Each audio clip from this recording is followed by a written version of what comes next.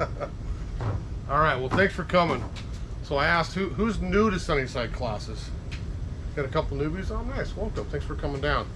This has been fun. You know, we've been doing Zoom for 3 years, but I love doing live classes, and it's nice to have faces back in here instead of, again, staring at the laptop every weekend. So I'm Trevor Cameron, our general manager here. I do a lot of our classes. We do have a couple others coming up here for fall, but we're still hot in classes. I try to stay home every other weekend with my 2 small boys for soccer, but I'll be here 2 weeks again, then 2 weeks again, and kind of doing Saturdays and Sundays. So today we got container gardening class, and you'll probably, first thing is, what is the, we call her Dr. Lola back here. She's hanging out with the banner. So Everett Clinic is sponsoring our class. Today is the lucky class for you, because that means we give away 5 $50 gift cards here, compliments of Everett Clinic at the end. I'll ask you 5 hard questions. Whoever gets their hand up first, we'll pass them out in an equitable manner. So thanks to the Everett Clinic. You know, it's a great local organization. I don't get paid by the Everett Clinic. Sunnyside doesn't get any money. This is all about you guys, to be honest. So they approached us, and I thought it was really cool to say, hey, why don't we just buy a bunch of gift cards and give them out to your customers, you know, for kind of mentioning us. So thank you to Dr. Lola and the Everett Clinic. Did everybody get the handout in the back there? So I usually write down too much. I tried to keep the plant list to a smaller minimum this time, so it wasn't 4 pages long, but that'll be a good one for you to take home and kind of refer back to. There's some good tips in there. Mention a few plants, a few techniques. We're going to show you kind of some of that here today. You know, first of all, this plant always makes me chuckle because I could grow any plant in a pot, right? So we're all gardeners. We like cool plants. Who has empty pots behind their house? I'll raise my hand. Yeah, we've always got empty pots of all shapes, sizes, colors, clay, plastic, you name it. There's probably an empty pot behind the garage or the house for somebody. So we can always do something with those here as we head into fall. You know, this is always a transition time, you know, at the nursery. We're starting to get a little colder nights. Today is not going to be very cold, but you know, we get kind of summer starts to peter out, and here comes fall and winter, you know, and who knows what the weather's ever going to do around here. But typically I'm going to show you stuff that lasts through the winter, you know, if we're going to revamp our containers or perhaps plant that empty one behind the house. Show you some cool plants today that we could probably add into that pot and have success during the winter months. You know, we don't want a bunch of perennials that die down to the ground. We don't want a bunch of bare twigs, though it's fun to throw some of that in there. We're looking for evergreen, you know, foliage color, berries, a little bloom, you know, something that looks interesting over the winter time. Okay. You know, the big thing with me, I mean, mine aren't quite tired yet. There's a couple that are getting close. You know, but we head into mid-September. This is usually the time my own house is the same way. You know, I'm like, okay, the million bells are about done. It's time to go get a couple pansies. We take this out, we add that in. And that doesn't necessarily mean you rip the entire container apart and start over again. You know, I tend to have a lot of permanent stuff in my pots, both sun and shade, that I can pull some color accents out and then replace them for the winter, you know, with something that'll keep looking sharp over the winter. You know, the geraniums, the petunias, all that stuff's going to melt here at some point in the fall. So we start to think about what's interesting over the winter months. You know, for me, like I mentioned, I'm always honest in the classes. You know, I'm a permanent container guy. You know, for years I'd be like, sweet, I probably have 30 containers around porches and decks and gardens and all over the place. And I got tired of the, you know, $2,000 annual bill every year. It's like, well, I'll just replace them all with color. Well, great, it looks awesome, but it's not as well in the bank account here as we go through the season doing it twice a year. So like I said, I'm trying to find really cool plants I like to grow for a few years in that container that I could relocate to my garden, add a little color for summer, pull the 2-3 annuals out, put some pansies, violas in. So they always look nice, but I'm not having to swallow quite the tab for the annuals for the season. I do this class in spring, and it's always kind of fun with more flowers. I think this one's going to kind of surprise you with some of the cool plants we have, but it's still the same principles. If you've been to my class before, you'll see it on the list there. It's the thriller, the filler, and the spiller. That's a really easy way to think of any container. It could be inside, it could be outside. We're talking outside today, but I'm looking for something, not that I like, that you like. Where's the thriller in the pot, the big specimen that you want to show off? Some filler to accentuate that, and then some things that spill and soften the edge. You know, if we were doing a courtyard pot. We're going to design it a little differently than something that's up against a wall to entry. You know, I'm only see one side of that. Maybe it's in a location that you want it to look good all the way around. So maybe the thriller becomes the centerpiece and we work all the way around. So there's a lot of ways to kind of do this, but when it comes down to it, it's not my pot, it's your pot. So I'll show you some things like, eesh, I can't believe you showed me that. I can't stand that color. Some people don't like yellow. You don't like this. You know, we'll find something you like. There's lots of plants to choose from. You know, I'm looking this time of year, obviously, for structure, for things that are evergreen for the most part, although I love twig color. So I'll show you a few things of that will look interesting. Berries, something that turns color over the winter. Winter interest is a huge thing. You know, if you're a year-round gardener, not only in the landscape, but in the container, we can find some really fun plants, I think, that would look sharp over the winter time. If we kind of look through, if you look at that list there, you know, I'll real quickly go through the tips for you, just kind of give you a couple, and we'll show you a bunch of plants. I'll kind of show you a couple pots that I made up. You know, we start, you know, with all gardens, period, whether it's outside, inside, in a container or not, it starts with good soil. And I'm not going to tell you not to go to Costco and buy this or that or some cheap soil, but you get what you pay for. I think our soil's the best around. Edna's Best Potting Soil from E.B. Stone Organics. It's a company I've dealt with for about 30 years. They got fabulous potting soil, indoor, outdoor. You can use it anywhere. We've got Ultimate Recipe, which is kind of the Edna's on steroids, natural steroids, but on steroids, still organic. And it's got a little extra in there. I tend to use that more on the vegetable end, but it makes great potting soil as well. If you kind of want the connoisseur blend, the creme de la creme, that would have all some extra goodies in it as well. But Edna's is the basis. We want drainage. We want to hold a little bit of moisture, but not too much. The hard part around here is we've gone from this glorious Mediterranean weather in the summer. It's going to start raining. And I don't want to remind you, it probably doesn't stop raining until we get into next May. So what can I have outside the water is going to get through? You know, a lot of these plants are not going to like it if we're wet, wet, wet. Frozen and wet, we're fine with that. You know, I've seen ice cube pansies shriveled up into little ice cubes, and then it thaws out 3 days later. It's like, oh wow, I got some more flowers coming out. If we don't drain well though, we're going to have problems. And if you're like me, you know, I've got an old 50s house in Everett, big, huge 4-foot eaves, which means I don't get rain underneath there. So that's the hardest part for a lot of gardeners. If I have a pot out, I deck it out, I water it in, and I walk away, and then 6 weeks later, like, oh my goodness, I forgot about that container that doesn't get rain on it.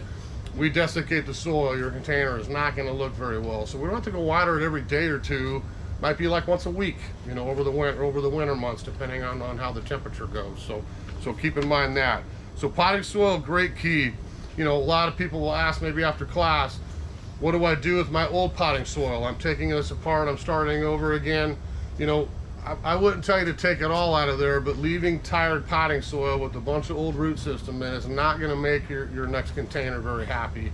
So try to get all those old roots, all those old plants out of there. You know, sometimes I'll have a pot this size. After I finish taking everything out of it and starting over, you know, I probably only have that much soil left in there. The rest of it has went to the compost bin and been recycled. Now I can add fresh and energize the new plants I'm putting in. So we just want to make sure we get the old tired soil out of there is a great key. You know, fertilizer, we always want to feed everything. You know, it's not summer, so we're not going to pump Miracle Grow or some water soluble food on this thing every week to get it going crazy. We're okay doing that a little bit in the fall, but we really want something just kind of slow and steady, you know, as we go through the fall and winter season. When I plant this, I'll pull some out and show you here in a minute, but if I was planting this, I'd fill them, I filled 2/3 with soil. I'm going to take probably a cup of good organic rose flower food or Sure Start, maybe a handful of Ultra Bloom, a really good high phosphorus organic fertilizer. I'm going to mix that all up kind of as a starting point, put all my goodies in there, and then off we go. Maybe I try to remember this winter to go back every 6 weeks, maybe on a little warmer spell, sprinkle a little bit more on the top and water it in. That'll keep my plants happy all through the winter. I don't need to pump the Miracle Grow on it or something water soluble every week or two, okay? You know, I'll show you a couple tricks that I've learned. Who has circles on their patio deck from pots? Everybody has a circle. You're not being honest then.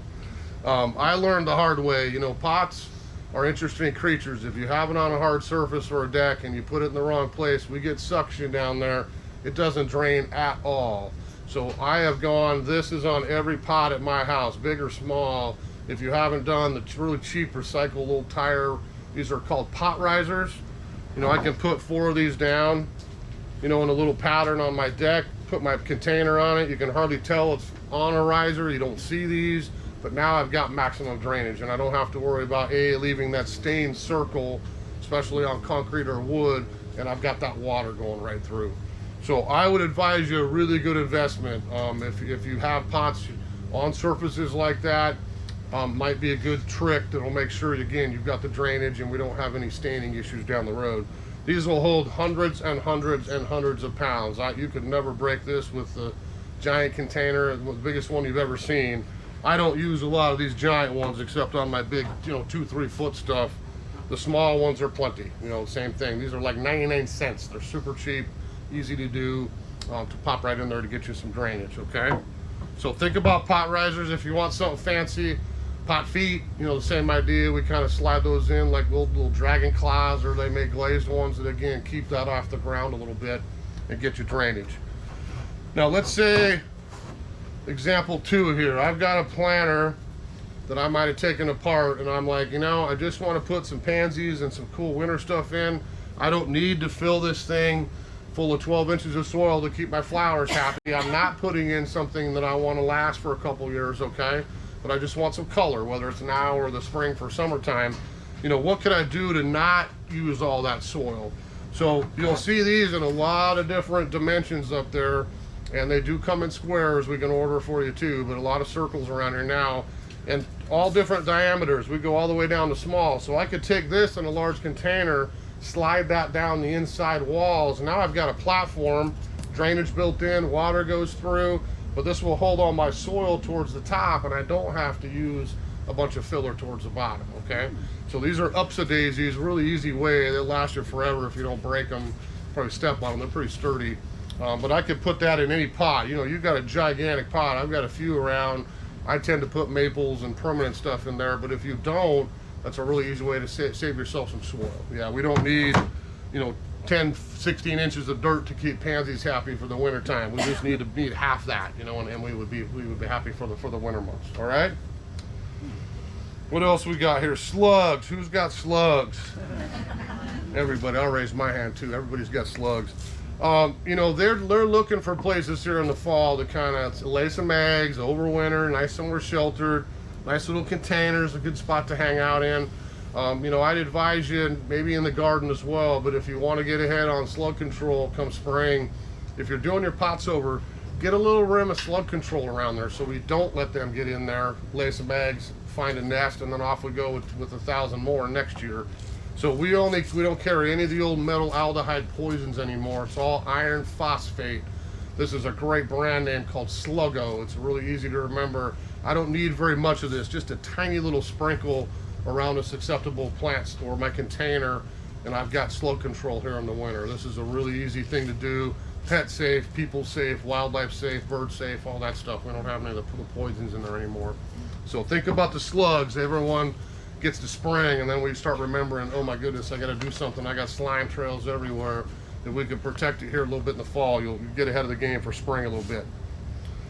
You know, as we start to look into the plant side of this, you know, pay attention to sun and shade. You know, this is always hard in Washington here because it's mostly shade here over the winter, no matter where you are. But we do get some sun, and it doesn't really matter if, you know, I'm south or west. I'm going to look for more sun plants. If I'm east or north of the house or a structure, I'm going to look for more shade plants. And I have happy ones going into spring as well. But pay attention to sun and shade. We always want to get like with like.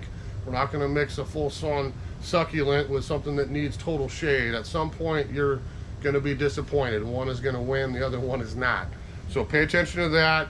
And a huge one with me is watering needs. You know, we want really like with like in a container. If I'm flooding something to keep this happy, but that doesn't like to get watered, again, one is going to win, one is going to lose. So as you're choosing plants, you know, think about the watering needs. Ask the staff, you know, hey, I don't water much, you know, be honest again as a gardener. I forget to water this. What could I put in there that is good drought tolerant, that looks nice in the winter? Sweet.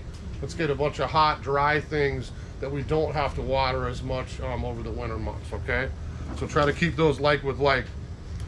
You know, for me, you know, being a plant addict, a plantophile, they call me around here, you know, I'm looking to buy a plant that I can put in a pot and probably sneak by my wife and enjoy for a couple years, and then I can move it into the yard saying, no, that's been there for all this time, don't worry about it. So if you can get it started in a pot, you know, it'll last you quite a few years, you know. Then we can carefully cut that out. Comes one spring, sweet, I got another specimen for my yard. Then you can feed your plant addiction and come down and buy another plant for that pot. You know, that's kind of the never-ending cycle in my house. So that's an easy way, you know, pick out something's like, great, it looks great in the pot, I could use that in my yard too. You know, they laugh at me around here. I'm the king of the Hookeritis fan club. I have an unending addiction to all things Hookera, and I have way too many in my yard. I would never plant that many if I was you, but that's how it starts. It's like, ooh, that's a cool color. I could have that in the pot. Looks great with my fall container, and then next spring, sweet, I can put that over here. I go pick a different one out for the pot. So you can always kind of feed your plants that way. You know, and then again, you'll see on the list here, I'm gonna go through and show you a bunch of these plants and maybe hopefully have a couple things cut your eye. You know, there's two sections here, sun and shade. I kind of did it by thriller, filler, spiller.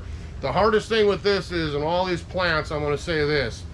You probably have a gallon, you probably have a 4-inch, you probably have a 3-gallon, you have multiple choices. I could use half this for a thriller, the other half I could use the same thing for a filler in a different container. So it's, again, it's your taste, it's your pot, you know, you can decide kind of which way you want to go. But we have a lot of shrubs, starts of plants and things up in our seasonal department up in front here. Doesn't mean it's an annual, a lot of this stuff's plenty hardy, but it'll A, save you some money getting a smaller start, and B, it's gonna last a little longer in that pot because it's not quite as big. So look at your kind of pot scale, and you'll see as I show you these two, sweet, I could tuck a small start of this in and get something a little larger for my thriller, use that 3-4 years later, I can move it to my garden. I mean, these things are always, to me, recyclable between the container garden and using them in our landscape, all right? So I just kind of, for fun, did a little kind of sunny one, a little shady one. Again, in all honesty, I'm not much of a pastel guy, so I don't tend towards a lot of pinks and lavenders in my pots. I like the oranges, the reds, the bold colors. In your yard, could be the opposite. We got plenty up there to choose for kind of both color schemes. But if I look at, you know, kind of something for sun, you know, I picked out 2 really good, hardy, frost-proof containers. We don't deal with outside terracotta. We don't deal with cheap Chinese clay. There's a lot of stuff that we get a cold winter, you can watch it crack, disintegrate, and I gotta start over again. So a little more expensive, especially with the way the world's gone the last couple of years with freight, but really high quality containers. We try to keep it fair. They're on half price. Every day they're on half price. That's not gonna end next month, next week, next January. It'll continue again for next year. There'll be a bunch of pots coming in here. I'll see when the slow boat makes it across the ocean from Vietnam, but probably November-ish, I'm thinking we'll have a fresh inventory going into the holidays and for 2023. So both frost-proof. If you're curious, these are a lot of pots I'm using these days. I have colored, bright colors around, but if you come and look at this style, this is what we call boiling glaze. This is they call Hawaiian coral. It's got a little bit of a rough texture to it. Some of the colored ones are art pieces out there to me, and that's what I've kind of gravitated towards. Really cool colors that you can show some plants off in. But this will be for sun, and you can see I just brought a few things up here, so I'll just kind of show you. What's this funky thing? So this is a Japanese umbrella pine, you know, a good example of a little conifer. In my yard, yeah, that's a 15-foot tree in a bunch of years. In this container here, you know, great little size. We found these in little quart pots, really easy planting size. You know, I probably could have this in this pot for 4 or 5 years before I have to worry about, you got to go to the yard. You know, it's getting too root bound and we're out of there. So I chose that. I wanted some height. There's my thriller, you know, my specimen piece. I've got some filler in here. I wanted, again, things mostly evergreen that I'm not going to lose in the wintertime. So I have Berginia, which you can see has got fabulous dark leaves. This will turn burgundy. The foliage will over the winter. Come spring, beautiful pink flower comes out. It looks great all season. I have to have a hooker in all my pots, so I think this is Forever Purple, I'm guessing. Yeah, because I have that one in my yard. So that's Forever Purple. I wanted something kind of bright, you know, to pop in there with the coral. Now, I put a mum here in the middle, and this is probably the one plant I really enjoy in the fall for the color. I can go up there and pick any color mum right now I want. They're just starting to bloom. This will disappear in the winter. I want to make sure that's clear. The mum probably will come back next spring if you leave it in there, but this is the one thing I'm kind of calling sweet. I got my little mum to bloom for Halloween, Thanksgiving, and I don't care. I'll pull you out of there and I'll do something different in the spring. So mums we can do. That's another thriller. The ornamental peppers are really fun. You know, if you want something kind of fun, again, this is not winter time. This is just fall. So I put this in intentionally here. I've got probably 6 weeks. I can enjoy some cool colors and some fun ornamental hot peppers. No, we don't eat these. These are not the same the ones we eat, but it looks really cool in the fall. And I would come out here probably late October and I'd do a real quick switch out and go, sweet, that thing's melted. We got a frost. Now I'll just pop a pansy in here. You know, now I've got whatever color I want pansy. This will bloom and bloom and bloom. I don't care how cold we get. And I got flower power in the front there for the entire winter months, okay? Then the last thing is just a couple spillers. You know, we want to put a couple things in. I always like to kind of soften the edge of the pot. This could be a little hanging grass. It could be something for foliage. You could use a lot of different cool plants. This is a euonymus with variegated leaves. It's nice and long. You'll see some over here. I'll just show you right now. Some other options. We've got something like Vinca. I feel like Vanna White here. Here you go. So you got something like Vinca. This is Illumination. A lot of bright yellow foliage. That'll stay evergreen all winter. We don't sell ivy for outside planting. That stuff should be banned from the earth. But we do variegated ones, and I wouldn't tell you to take it home, put this in your garden, but again, very attractive option, like depending on my color scheme. Silvers, greens, some gold variegated, some really nice evergreen ivies. I've used a lot of wire vine. You know, when we get a brutal winter, yes, this might die back a little bit, but it not last winter. It didn't really die out in my containers. We got pretty chilly last winter, but another one that will kind of hang over the edge a little bit. And then some of the creeping jennies. You know, I'm a yellow guy, so I like my yellow gold foliage. You know, again, I can have that trailing over the edge, or you know, I don't like yellow. That looks like it needs fertilizer, right? So we can do the same thing with green. You know, if you're just kind of more of a green. But lots of cool little spillers, you know, kind of depending on, again, your taste, you know, what you want. I can have them there for a while, and those are things I could leave come spring, take some other things out, and again, go back to geraniums and petunias and some other things for summer as well, okay? So last, I think we got all this one. So can you kind of see my vision? You know, this is kind of, you know, again, some plants I like, you know, but we could swap this out and do pastels and have pinks and lavenders and whites in here. I mean, there's a lot of cool plants around that we can mix up those colors a little bit, okay? If we check out the shade one here, and I picked out too many, so I couldn't even get my pansy in here.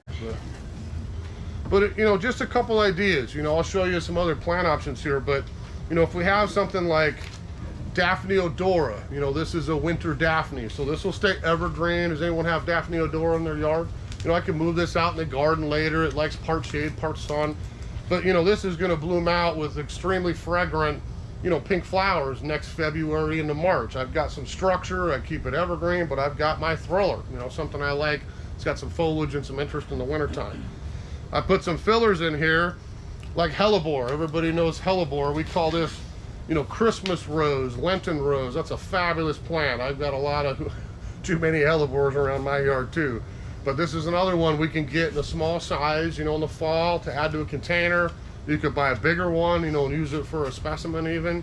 But this is a plant, evergreen, cool foliage. Christmas time will start to bloom. So we get our flowers that come up out of the crown, and we've got color all the way through the holidays into April, you know, depending on which one you choose. So really easy plant to grow. Of course, it has a heuchera. So I chose this one for shade. This is one I have in my shade garden that I just love in the fall. This is called Red Lightning, but that's got some sweet foliage. And again, It may look tender, but this is here all winter long. This is not gonna die back. It's not gonna fry. We would have to get pretty darn cold for heuchera to go dormant and then come back again in spring.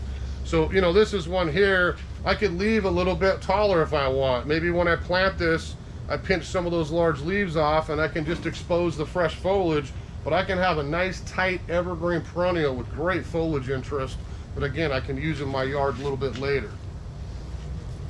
I love grasses for texture, you know, whether it's in the garden or a container. Most all my pots have a grass of some kind or another in it, whether it's shade or sun.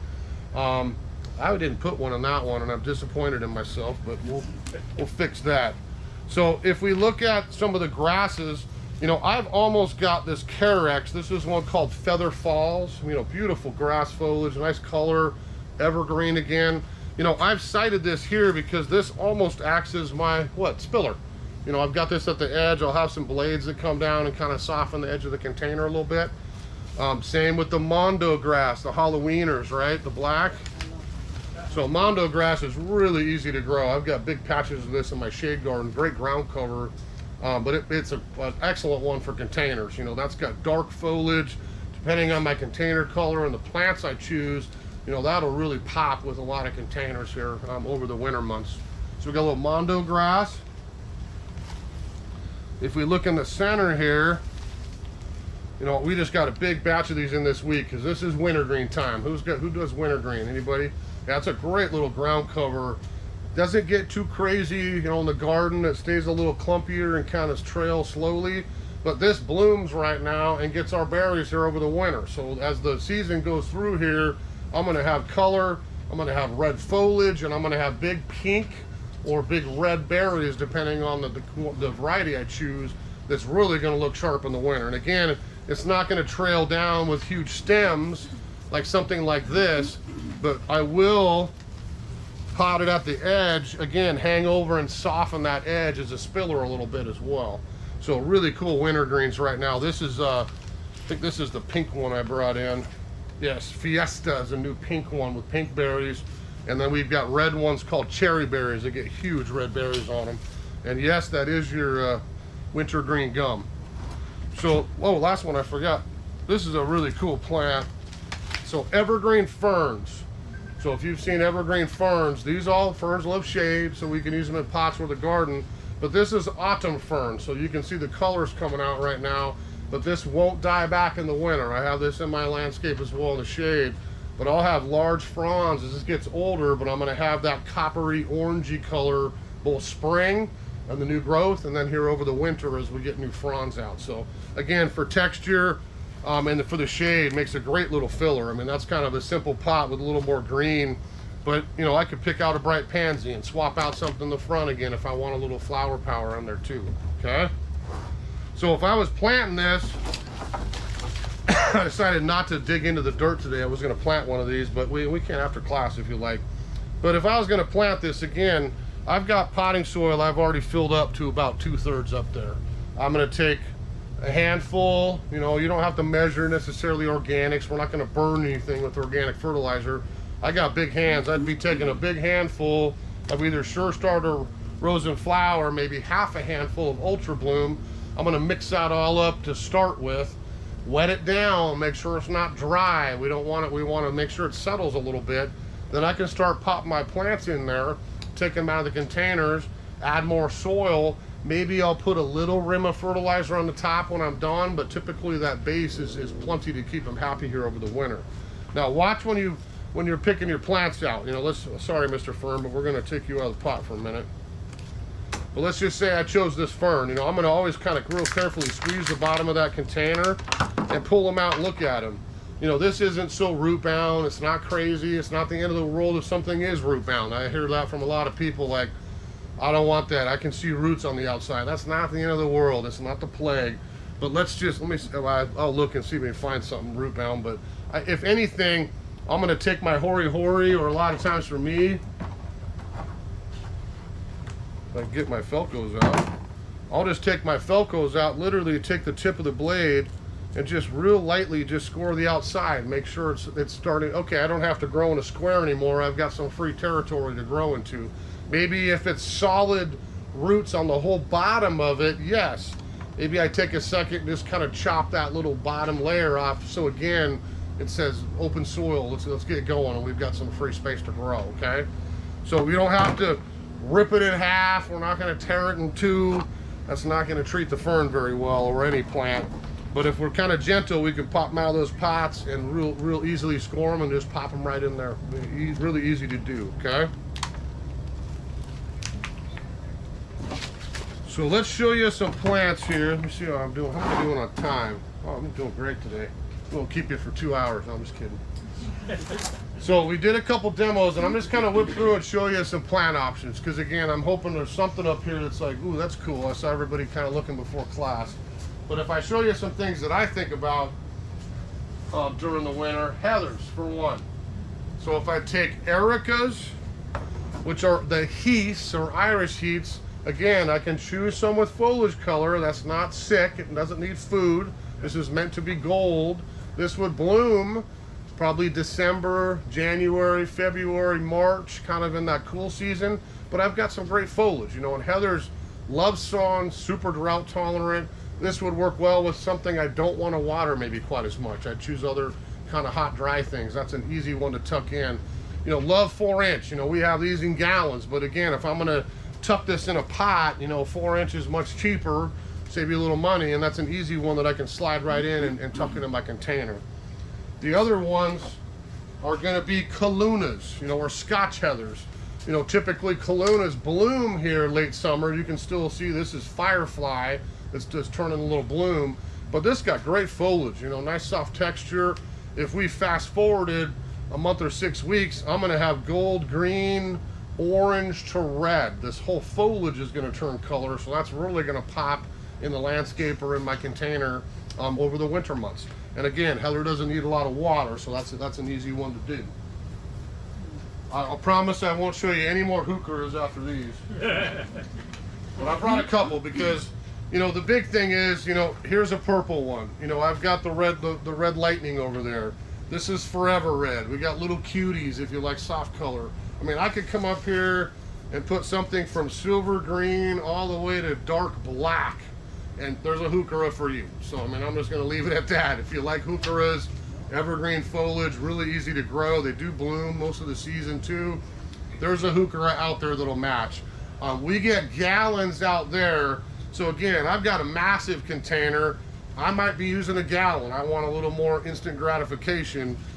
Great selection of quartz, and that's up in seasonal. They're still just as hardy. There's no different, but I'm a little less money, and I'm able to tuck it in the container a little bit easier. Yes? Do they like the water? Heucheras don't mind regular water. We want good drainage, but be surprised. Heuchera is very drought tolerant. I mean, if I grow that in my yard, I don't water a lot at my house, and that's a really easy perennial, low borders or containers, and I don't have to water much. Yeah. I noticed you had one that gave both of your containers. So do they? They apparently don't mind sun, or how much sun? Well, and check your tags. That's a great question to mention on heucheras. You know, we keep some in our shade area, some in our sun area, and look at the back of the tags, because probably 2/3 of them really don't care if we've got part sun to hot bacon sun. There's a few that will burn in sun that we want to do in total shade or just barely a little bit of sun. So look at your tags. Some of them, all three. You'll see a real simple sun symbol on the back of those tags. It's totally black, loves shade. Half and half, loves half. If it's all white sun, loves full sun. And there's a lot that do all three, but I'd be real careful. You know, if you've got the shadier side of life, ask specifically or look for ones that will do better in shade. And some of those are going to be the bright colors, the limes, the golds, usually purples, blacks, reds. Some of that may be a little better in full sun. Okay. I'll just mention a couple conifers. Now, you know, we are the evergreen state, you know, coniferous creature class. I'll teach a little bit later here in the fall. But we can pick out a lot of cool conifers to use in containers. You know, something small. I'm not looking for something that grows super big. You know, here's an example of, yes, this will get big, but it's not super fast growing. So there's an umbrella pine. If we look at Something like yew, English yews. You know, God bless the Queen. She passed away this week, right? So we had to bring in the English yew here. So this is a little short one that's a dwarf gold English yew. This would be great in a container. I want something tight, narrow. It's not going to eat up my container that I can plant around. This would have bright yellow new needles come springtime on green, which is a nice color. But something like that's going to grow very slow and last me quite a while in a pot. So something like yews, that's the gold version, or we have something green. Like this is a really cool one called Micro Fastidiana, little tiny needles. That would grow really slowly and be a really nice accent. I could swap that out right now for that umbrella pine, and I've got a little more time. See what it looks like. What's that? Oh yeah, yeah. Sorry, umbrella pine. You got voted off the island, right?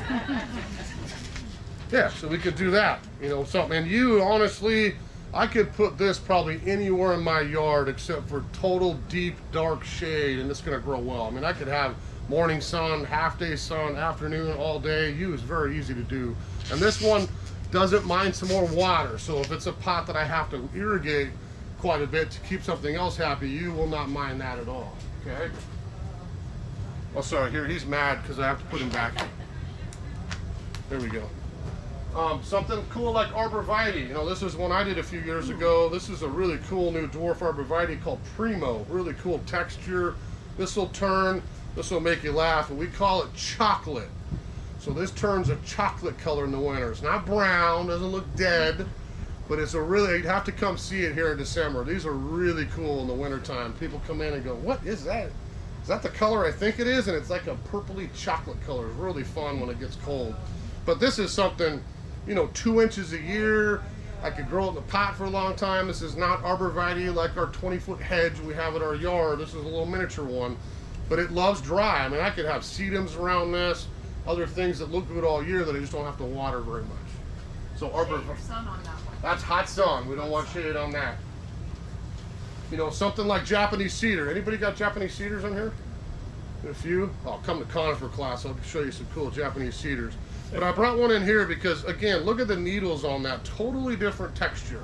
You know, this is a plant that's going to have totally like a ropey type foliage. And this, a lot of these will turn bronze or purplish over the winter months as well, which are kind of cool. But slow growing, you know, again, I could pop that in a container. I've got the green I want, but I've got a totally unique texture compared to a lot of other conifers. So that's kind of, we get some really cool dwarf ones of these in as well.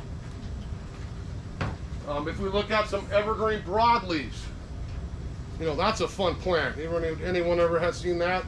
So this is a little ilex, a little Japanese holly called dwarf pagoda. Almost looks like you bonsaied it without really bonsaiing it kind of thing. So this is one, again, I could use in a container as a thriller. Maybe it's a big container. I've got something in behind it. I could use this as a filler as well. But it's an interesting plant, I think, for structure and for texture. That's kind of a fun one that's on the really slow side. If we looked at, maybe you like more native-y things, how about a little huckleberry? You know, that's a fun little plant. We get to eat that down the road too, but we get those little dark berries. But this is a little dwarf one called Scarlet Ovation. I'm gonna have bright red foliage on that on an evergreen. So I could use this, honestly, in a shady pot or in a sunny pot. This is a plant we can do both with. But I could, you know what, I'm not a fern person. I don't like that. Sweet, let's swap that out, pop the huckleberry in there, and we're gonna have some nice foliage and some cool texture. That would be okay in the shade. Yeah, you could do this either or. This is one of those kind of, doesn't matter plants. Now, I have Acer Palmettomitis too. I teach maple class in the spring. But I had to bring one in here because probably, well, I shouldn't say probably, most of my pots have Japanese maples in them because I love maples. So we have a lot of maples around this time of year, not quite as many. There's still some good ones around. But I brought this one out. This one's called Ji Zhao. This is a new coral bark variety. It doesn't get very big. But everyone know coral bark maple? So if we have something like that, you know, that's to me a great example of a plant that I don't care if it drops your leaves. It turns pretty color here in a month. I enjoy some fall color. It's done. Now in the wintertime, I've got beautiful wood to look at. So maybe I've got a spot by the porch, you know, a nice wall that I can have a container against. You know, that twig is going to be very interesting over those dormant months. I don't necessarily have to have something evergreen, okay? So look at some of the smaller maples. I mean, most of mine have maples in them at some point, and that's again how I can sneak them by the wife. I can pop them in the pot and then go find a spot in the yard later. But you know, if I have a nice sized container, you know, maybe a little bigger than this, you know, something 20 inches, 24 inches, if I buy a maple, you know, I'm good with most of mine for 6, 7, 8 years before I have to worry about taking it out of there, using it in another pot, putting it in the yard, or starting over again. So you'll get some lifespan out of that. I have a question. Yeah. When you put the trees in the pots and you want to, isn't it going to bother the roots to dig around those and keep putting other stuff? Not necessarily. Yeah, you'd be surprised because we're doing it kind of consistently. I mean, even in a container, let's say I had that maple in here and it's 4 years go by, you come into me in August and say, what's wrong with my tree? It's struggling. And I'm like, okay, we touched the edge of the pot inside and it's rooted. I mean, it's root bound. It needs to go.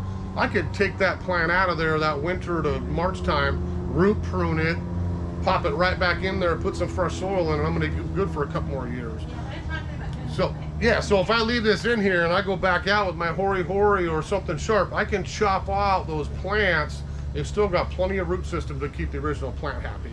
Yeah, I'd be surprised if you lost something. Yeah, if I take my knife in there and chop it in half, probably not going to turn out so well. But if you've got a specimen in there, you won't have to take as much roots as you think, especially if you're like me and I'm just trading out color. You know, I'm leaving this, I'm leaving those, but I want fresh color every year. I walk out every season, all patio pots, and chop out all the old pansies. Fresh potting soil goes in, and then there goes the million bells, the geraniums, and the summer annuals right back. Okay, yeah, I was Yep. wondering because I have like the, what is it? I have a maple. I have a lot of maples. Yeah. Okay, but I have one that's about, I don't know, 14 feet tall. Okay. In a 50-gallon pot. Big pot, yeah. Big pot, and I plant spring color around there, but I always wince because I'm worried. I put some ferns, and I was worried about just putting the ferns. No, if you can usually dig, you can separate some roots off of there. It's not going to hurt that old tree. Yeah, I mean, again, if you had it there and you took half of it, yeah, we probably have a problem. But you're talking about coring out a few pockets to put something in, not going to hurt the tree. Okay, well, Yeah, I well- didn't know if I needed to fertilize additionally. Well, it's not going to hurt the tree to feed it as well, but maybe in something like that, it's again something slow and steady where we're not pumping on the Miracle Grow every 2 weeks because that tree is going to soak that up pretty quickly too. So something a little slow. Same thing with like a Fatsia that gets pretty good. Oh yeah, Fatsia. I've got a Fatsia in a shade pot in my house for sure. That's a great choice. Okay, so what else we got? We got some Euphorbias. Now I brought gallons in here. I can tell you right now, all these are available up there in quart pots. So anyone know Euphorbia? You know, that's an evergreen perennial, loves sun, drought tolerant. This is another one for hot, dry. But again, I brought 3 because I could pick whatever color I want. You know, I don't like red, sweet, get a variegated one. I don't like the light colors. You know, we can pop this in, you know, maybe, you know, this would be spectacular, to be honest with you. I could just take, you know what, I'm not an evergreen guy. Let's put a Euphorbia in for my thriller. You know, buy a gallon. I got a plant that's huge. Go up there and buy a 4-inch. I could tuck it in as a filler and mix it in there as well. So Euphorbia is a really good one for the winter time. You know, these will bloom. Really cool little kind of seedy flowers coming out of the winter. But I've got some outstanding foliage that I can enjoy all through the dormant season. You'll see lots of yellows. You know, again, I love yellow, but we've got a lot of varieties of euonymus. You know, that's always a fun one to say. If you have a few euonymus, you have euonymi, right? That's what we say. So we've got lots, you know, again, it doesn't have to be yellow. This could be green. This could have some white on it. These love sun, drought tolerant, really easy. I could get something that wants to grow up a little bit more, you know, and stay narrow. I could get something a little shorter and bushier that I could use as a filler, you know, kind of deal. But there's some really nice little euonymus up there as well. I think the only other deciduous plant I brought in that loses leaves, like the maple, is a little twig dogwood. You know, and I wouldn't count on this in a pot for all eternities because these do root pretty quickly and grow fast. They love water. But I could use this as a winter plant. I mean, that's an easy one. I could tuck in as a thriller in a smaller pot, or use it as a filler in a larger one. But I'll enjoy some fall color. When that's all gone, I've got bright blood red twigs to enjoy all through the holidays, you know, or I can buy a yellow twig, or I can get an orange twig. There's a lot of different varieties of twig dogwood out there. You'll see Nandinas. You know, who's got heavenly bamboo? These don't have anything to do with real bamboo. That always freaks people out when you say the word bamboo. But Nandina is heavenly bamboo from Japan. And again, really nice dwarf stuff now with great foliage color. I think this is burgundy wine. This is burgundy wine. We have bonfire, all kinds of colors that all have bright red all winter, or purplish burgundy color on this one all winter. Interesting plant, evergreen, you know, easy to grow, great for sun. Then I could, again, use it in there for a couple years, use this in my yard in a nice hot sunny spot down the road as a shrub as well.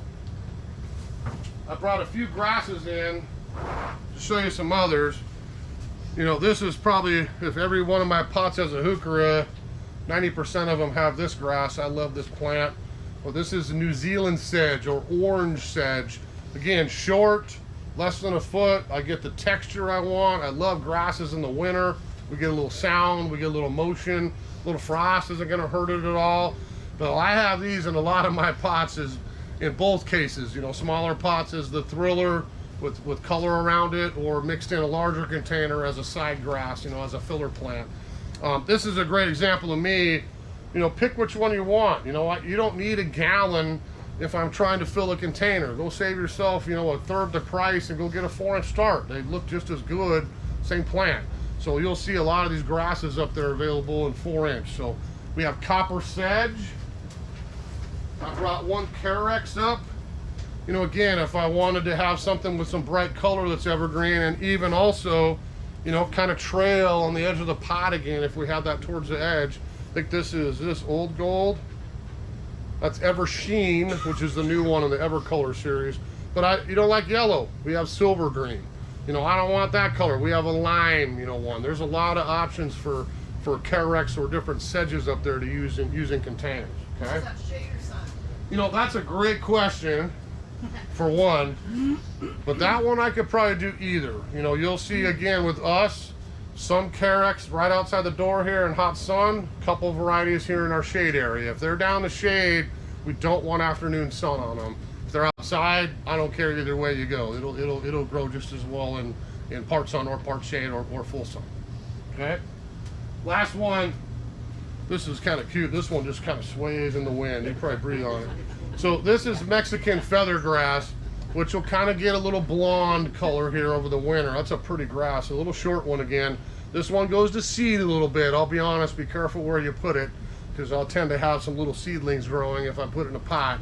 But it's easy to pull out of the ground in the spring. But that's, again, hot, dry, easy to grow. I think it's a sweet little foliage I can mix in with some other plants. And that's really fine for a grass. You're not going to find probably a finer texture plant to add to the containers than the Mexican feather grass. Okay. Over here, I brought a couple of shady things. Well, a couple of these are more for sun. We'll pull this out first, because it was in a small pot. So if we look at this, look at how cool that is this time of year. We call this Floral Berry. So this is a Hypericum. It's not St. John's wort, the ratty ground cover that takes over everything. This is a shrub version of that plant, but we get a pretty yellow flower in the summer, and we can pick our berry color in the fall. So this will not last through the winter. I want to make sure this is clear.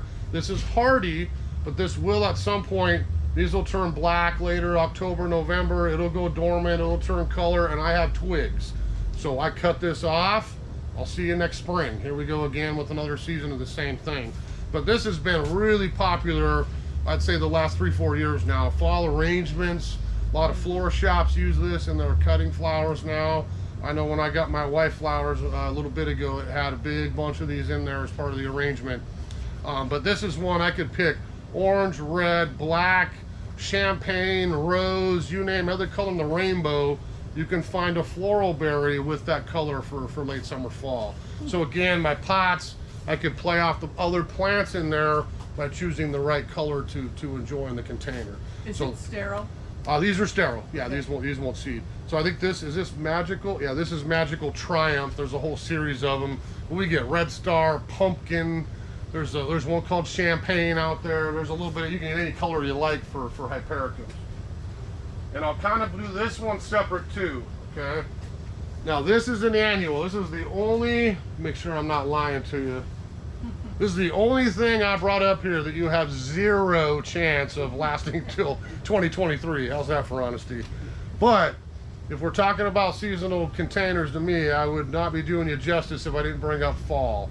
You know, and if I was doing a pot party at Thanksgiving, I like the holidays, I'm a big Halloween decorator, I want something that really shines September, October, until we get frost. One frost is done. So just keep that in mind. This is a plant I'd really consider. There's a lot of really good, they call them Denver Daisies, Rudbeckias. These are not perennial type Rudbeckias, but annual ones.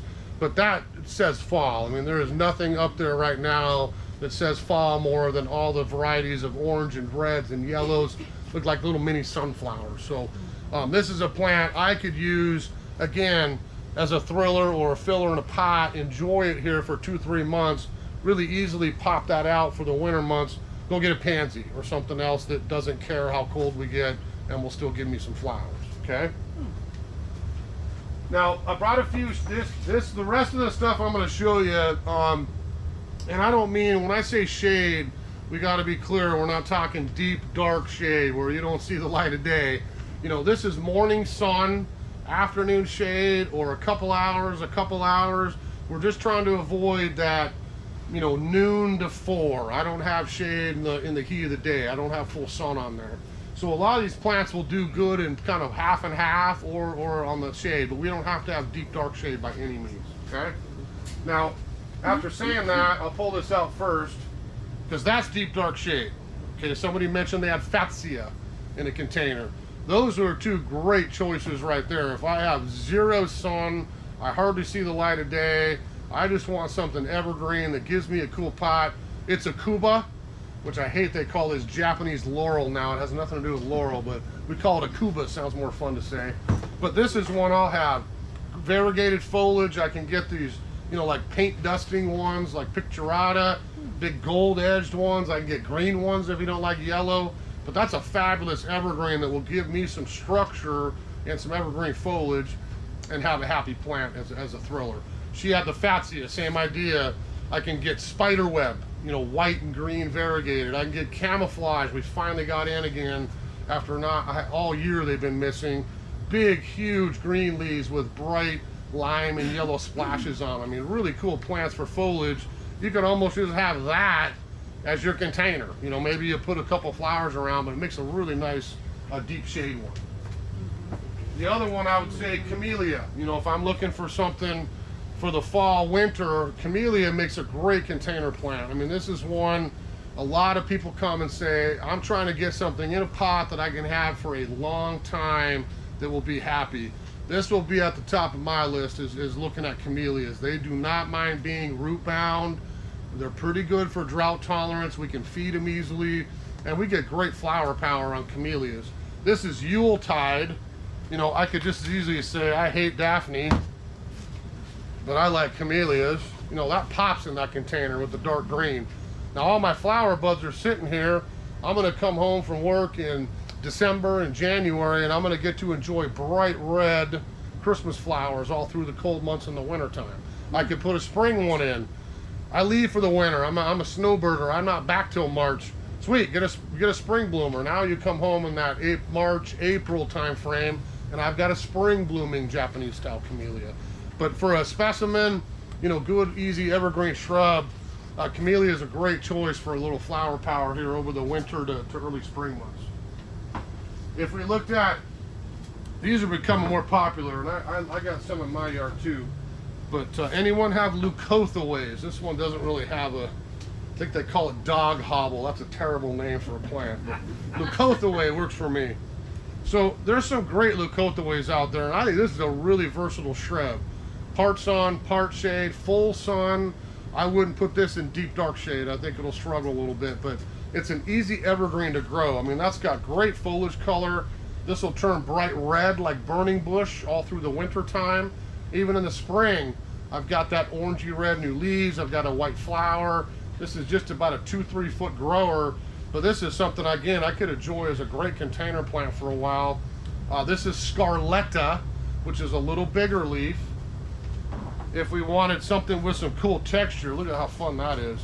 So this is one called Curly Red, and that's got the texture with the curled leaves, and I'm gonna get the bright red new foliage and the winter color on that as well.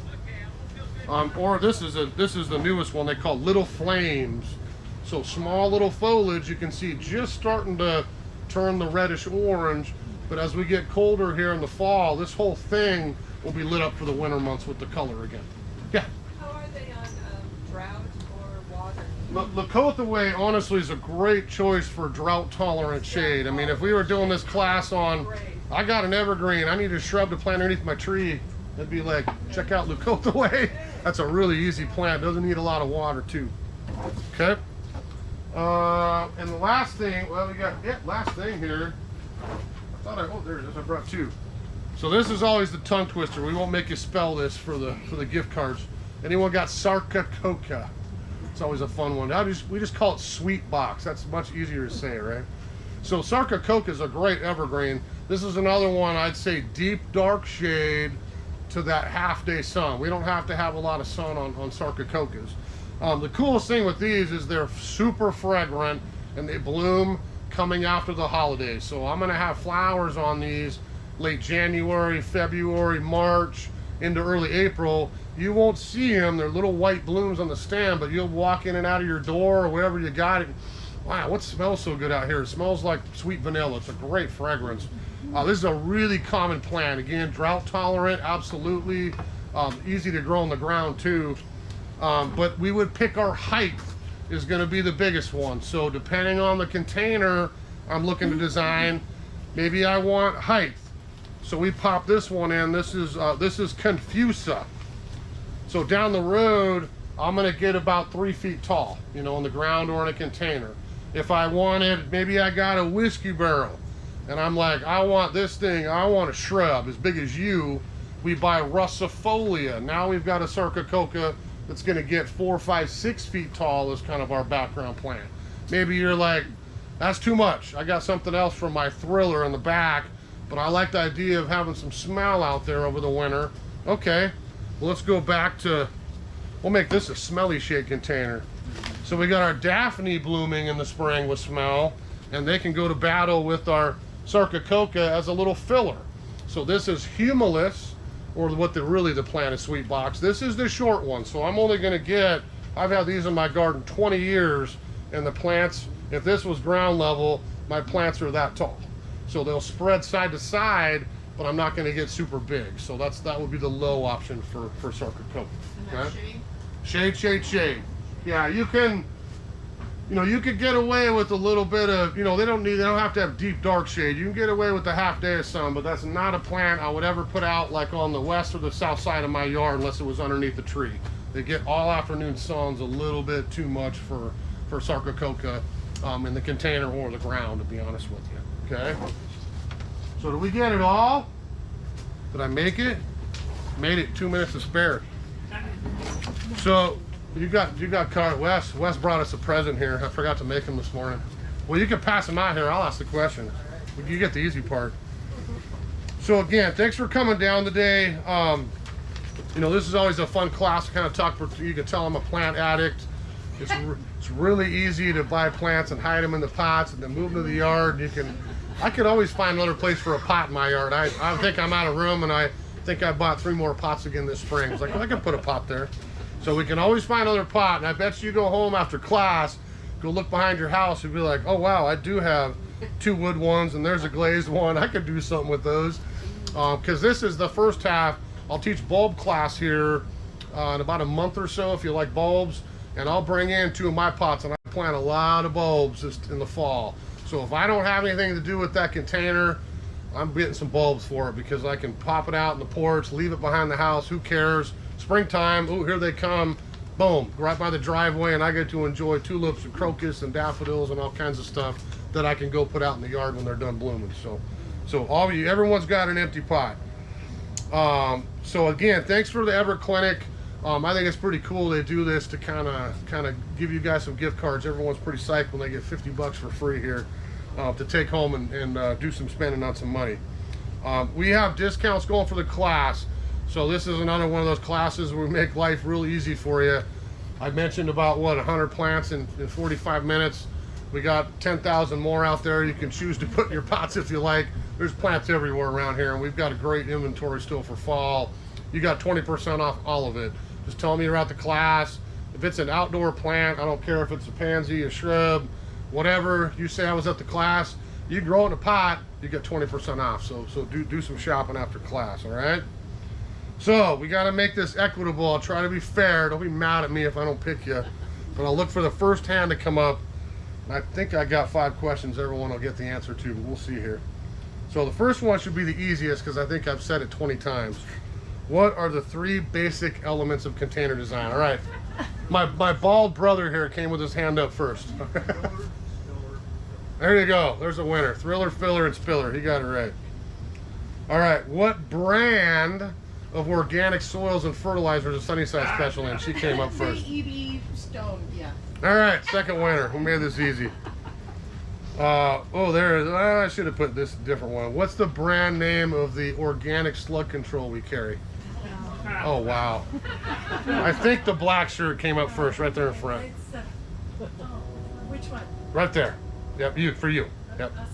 Sluggo, you got it. All right. Okay, what is the one plant that I showed up here, multiple plants today, that will bloom all the way through the winter and doesn't care how cold it gets? White came up first. There you go. You got there. I would have accepted viola too. You could say either one. That's what I did. I didn't show you the viola. See? Look how fun that is. We have, if you know old Austin Powers, we have Dr. Evil and we have Mini-Me. See, we got the little guy there, right? So you can do either one. All right. And what's the last one? This one might be the toughest, so we'll see. It might take a minute. So I brought up hellebores a couple times, right? We've talked about really cool evergreen blooms here through the holidays. What's another name for hellebores? Well, you didn't get one, so next black shirt. There you go. There you go. It was 2 good ones. Lenten rose or Christmas rose. Is that all 5? Yeah. Made all 5? Yeah. All right. Who's coming up? All right. Thanks, Mr. West. That's Officer McLean here. He runs our store and our POS department. He's the computer master. All right. So everybody, I'm sorry if you didn't win one. We do this every month, so I'll do it again in October. We try to make it fun and fair, but it's always hard to give out gift cards. Cause I should hit them up next year. How about you give me 50 of them and we'll just get them. I probably will say no to that. I don't think the class is worth that much to them. We'll see. But thanks for coming. I'll be back tomorrow doing lawn class. So I'm an OCD lawn guy among many other things around here. So if your lawn needs help coming out of summer, maybe you said, forget the water bill, I'm gonna let it go brown. How do we get it back in shape? Planting new lawns, disease, everything. We're talking about lawns tomorrow. So if you wanna come down at 11, we'll be ready to go for that. We do record these classes, so if you're not tired of listening to me, just give us a day or two. We do a little editing of the dead time of the beginning and the end, and we'll have it up on our website / YouTube channel. You can watch this, or I'm busy tomorrow. If you're like soccer games every weekend, you can watch the lawn class different day too, because we record them all and they're on there for a whole year. So the info sheets are on the website as well. So 11 tomorrow's lawn. There's no classes for a couple weeks, because I'll just say this: I know I see a lot of familiar faces. We got Sunnyside veterans around here for the most part, but we always do. It used to be Customer Appreciation Day, and then the pandemic hit, and we thought, there's no way we want that many people down here on one day crowding up this place. The staff didn't want to do it. So we started Customer Appreciation Week in 2019, and it's worked out so well. We're going to continue with that. So starting the 19th, which is a Monday, it starts that day, goes all the way through the next Sunday. I can tell you this much: the entire place is on sale. There isn't any exception at all. There'll be a huge half price area out back, and probably lots of other little goodie specials going. The biggest thing is this classroom. If you walked in here that Monday, you're going to see about $20,000 worth of free stuff. And what we do is set up raffle packages. It's not like, oh, hey, thanks for coming, here's a shrub. There is literally 70 packages, and it may be more than that this year with how much stuff we've got collected. You're gonna get shrubs, perennial, fertilizer, soil, a piece of art, a piece of statuary. I mean, it's a big package. You get your name drawn, it's yours. So every day we do at least 10 of them, and then on the weekend we'll have a grand prize, which I can tell you is a massive fountain that's worth about 500 bucks, and shrubs and feed and everything else. And there's mini grands as well. So we'll do a lot of giving away, and you don't have to be here. You come shop one day, you at the gate, there'll be a little thing, you fill out a ticket, throw it in the jar. We'll keep a list. You can't win twice, I'll tell you right now, so don't come down 7 days. You're not gonna win 7 prizes. We try to keep it even. But you would leave your name in there, and every morning I draw from the day before. And then we take those tickets, put them in a giant jar with everybody's who didn't win for the whole week, and that's your grand prize and all the mini grands and all the good stuff on the weekend. So it's well worth a visit. If you know gardening, which I know a lot of you shop here quite a bit, you know, we do this, I've tried to do this for 30 years. Fall is for planting. And that's not just because I want you to spend money today or next month. It's the best time of year to plant. You get most selection in April, May. There's still a lot of stuff to choose from in the fall. And this is the time of year. I got warm soil. And again, I hate to remind you, we got nothing but rain coming for 4 or 5 months. So I can pop something in right now. I shouldn't say that. It's gonna be sunny all winter. I'm sorry. That's not gonna happen. Yeah. So I put it in right now. If we had a magical camera, you would not believe the amount of root growth that we get over the winter. Now I fast forward to next year, and I've got an established plant that I don't have to water as much, and I save money. Because I'm telling you right now, my yard, probably more than half of it has come out of a half-price yard at a nursery. Whether it was here, I ran whites for many years back in the day. Other places, I'll go shopping around. It's like, ooh, I could use one of those. You go back there today, and there's some perennials that look tired. You know, we call it nursery disease. Gets tired in a pot. You know, we can't water it enough. It just gets tired. It wants to go dormant. We'll see you next year. There's huge value to me in buying a lot of perennials and stuff in the fall, because you get a great price. You get it established, and I've got twice the quality of plant when it wakes back up coming out of winter. So try to do some planting, do some shopping. We got some great staff around that can help you too if you want to stay here after class. The red haze, I think, is around today and tomorrow. But keep in mind, I mean, if you got a jam today, you know, the discounts today, you can come back anytime this week. I don't care. We set up the register now to try to make it easy. You got all the way until we close next Friday. So you got an entire week essentially to come down and say, I was at Trevor's boring container class, I want to buy these. Give me my 20% off, and then you're good to go, okay? All right, so thanks for coming. If you want to ask any questions, hop on up.